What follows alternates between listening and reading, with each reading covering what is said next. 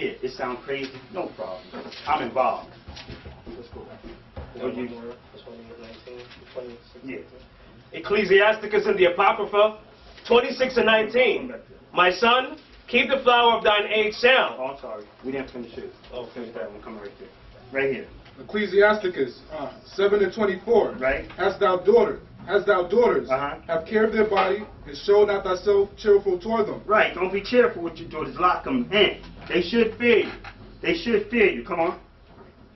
Ecclesiasticus 7 and 25. Marry thy daughter, and so shalt thou have performed a weighty matter. Marry thy daughter, man. Marry her off. But to who? But give her to a man of understanding. Give her to a man of understanding. Now, come here, brother. 26. Ecclesiasticus. Give her to a man of understanding. Check this out. 26 and 19. My son, keep the flower of thine age sound. Right. Now, my son, you stay a virgin too. You don't. I'm not gonna cheer my son. Oh yeah, you had your little shorty. You got your little girlfriend.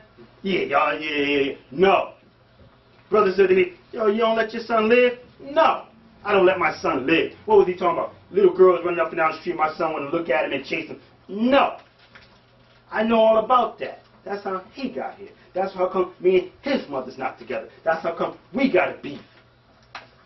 That's how come he's confused on which way to go. Because my uncles, my mama, my daddy let me live. Yeah, let me live. Let me run up the street and do what I want. It was cute. He got a little girlfriend. But when I started coming home to him, I got a girl pregnant.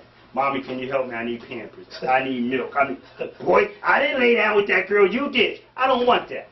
I don't want that. So I'm not letting my son live. Stay a virgin, my man. Stay a virgin. Don't link up with any of these undefiled young girls out here. Oh, thank you. Defiled young girls out here. These mixed up, confused young girls. You don't know their mommy. You don't know daddy. You don't know their stock, where they come from. Right? Leave them alone. Come on. Ecclesiasticus in the Apocrypha 26 and 19. My son, keep the flower of thine age sound. And give not thy strength to strangers. Right, don't give your strength to strangers. One stranger being a female that don't know Christ. She don't fear the Lord. She don't know nothing about the Lord. She don't want to have nothing to do with the Lord. She just want to party. She just want to run up and down the street. She don't want to go to school. She don't want to do nothing. That's a stranger. Next stranger is anybody that's outside of your nation, outside of your lineage, your nationality. We're not talking about Americans. We're not talking about go marry an American. Our nation of Israel. Marry within that. Marry within that. But to a woman, to a female who was raised by honorable parents. Like I said, I'm bringing these scriptures out to lump it up into one big story. Watch. Come on. Ecclesiasticus 26 and 20. When thou hast gotten a fruitful possession through all the field, sow it with thine own seed. Right. When thou hast got a fruitful possession, a righteous sister. Now, I said frisky last week, and the Lord referred to a woman as a fruitful possession, a field. See how the Lord played? He used words that you're not familiar with. He made comparison to women, to men, as beasts, as animals, as trees, as forests, as anything. It ain't always just verbatim or carte blanche, man, woman. There's other things. He said a fruitful possession through all the fields. Talking about a woman, a sincere woman, a righteous woman. When you find one, so go ahead. Ecclesiasticus 26 and 20.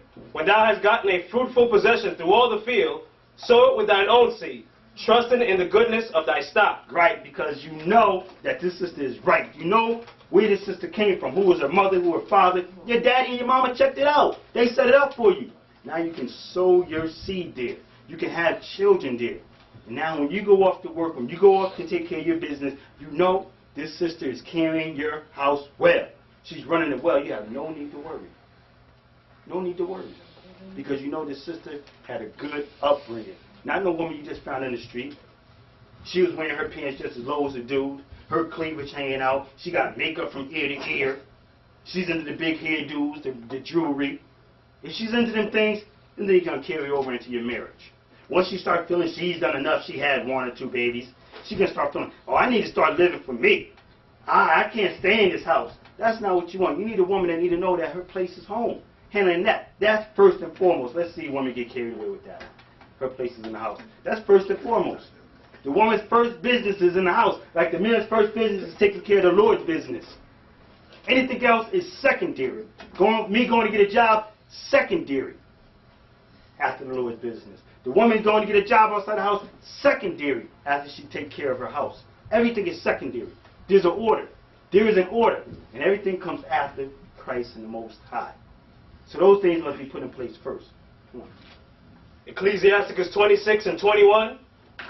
So thy race which thou leavest shall be magnified, having the confidence of their good descent. Right, because they know that I came from an honorable family. My daddy was honorable. My granddaddy was honorable. My grandmama was honorable. My mama was honorable.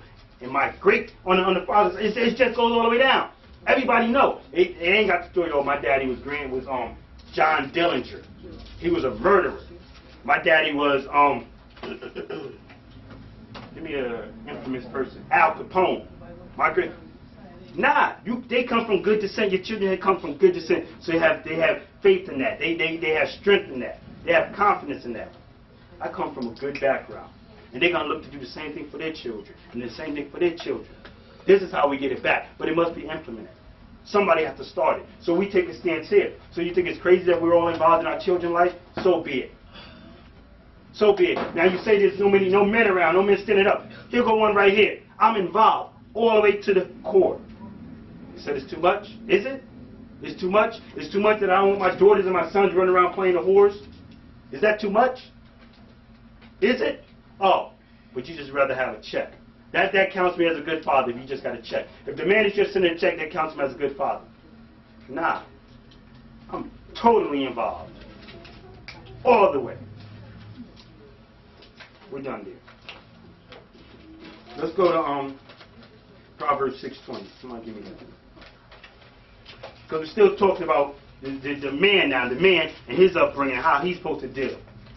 You got it? Proverbs 6:20. You give me that Tobit 8 and 1. Proverbs 6 and 20. My son, keep thy father's commandment, and forsake not the law of thy mother. Right, lock in, children. Lock into your father's commandment. If he's a righteous brother, lock in. Don't go off. And forsake not the law of thy mother, because she get counsel, she get the rulership from the father. The father give it to her. This is how it goes, sister. Lock it down. And the son must honor that. Has to honor that. Has to respect his mama. Have to love her. Have to follow everything she say do. Because we know when boys get older, they start feeling themselves, they think they can run over their mama. That's a problem. Come on. Proverbs 6 and 21. Bind them continually upon thine heart, and tie them about thy neck. When thou goest, it shall lead thee. And when thou sleepest, it shall keep thee. And when thou awakest, it shall talk with thee. Right. The commandments of thy father and the laws of thy mother. They're going to make you honorable. They're going to raise you up, and you're going to feel strong and confident in what you've been raised in.